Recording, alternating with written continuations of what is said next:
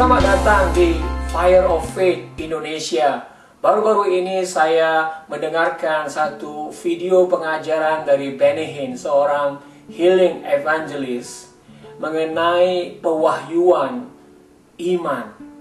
Saudara, iman itu adalah keyakinan, substance, materi yang ada di dalam hati kita untuk apa yang kita harapkan. Kalau kita mengharapkan hidup yang kekal, kita memiliki keyakinan bahwa kita mendapatkan hidup yang kekal oleh karena perbuatan Tuhan Yesus di kayu salib. Nah, iman seperti itulah saudara yang kita bicarakan di sini, yakni sebagai satu keyakinan. Nah, di dalam pewahyuan yang diterima oleh Benny Hinn ada 3 macam pewahyuan mengenai iman.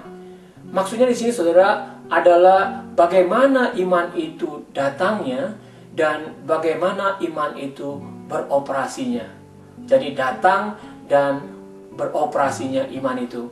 Nah, pertama-tama dia katakan iman itu adalah sebagai karunia. Faith is a gift. Di dalam 1 Korintus 12 memang dikatakan bahwa karunia itu adalah iman itu adalah karunia. Dan karunia di sini saudara digunakan untuk membangun tubuh Kristus.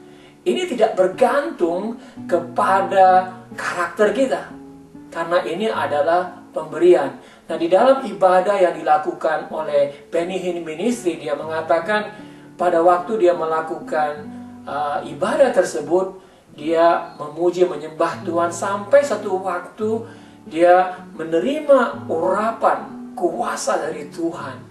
Dan kuasa ini membangkitkan di hatinya iman. Nah, karena ada keyakinan di hatinya, dia mengatakannya lewat mulutnya. Kanker disembuhkan, yang buta melihat, yang lumpuh berjalan, dan sebagainya, dan sebagainya. Nah, pada waktu itu saudara, iman itu diberikan melalui urapan kuasa Tuhan.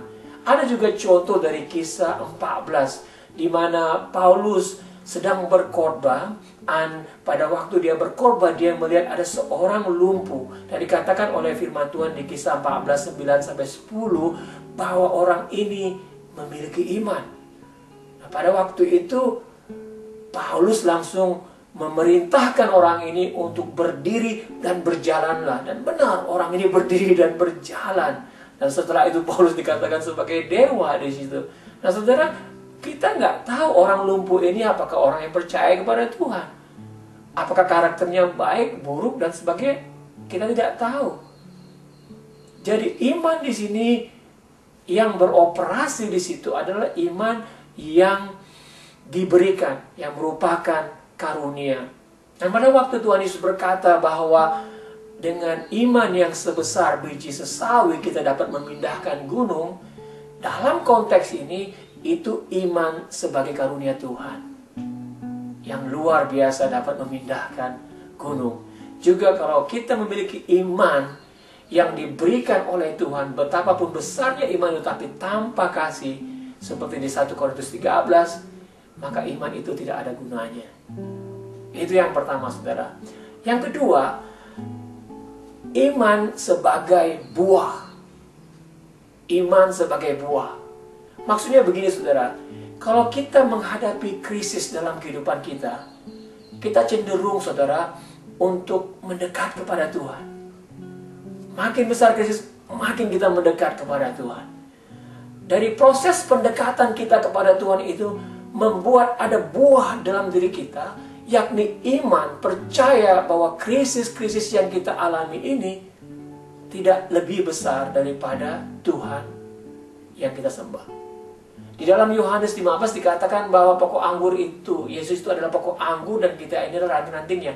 Dan di luar Tuhan kita tidak bisa berbuat apa-apa. Artinya kita terus melekat kepada Tuhan, dan dengan melekat kepada Tuhan itu iman kita bertumbuh.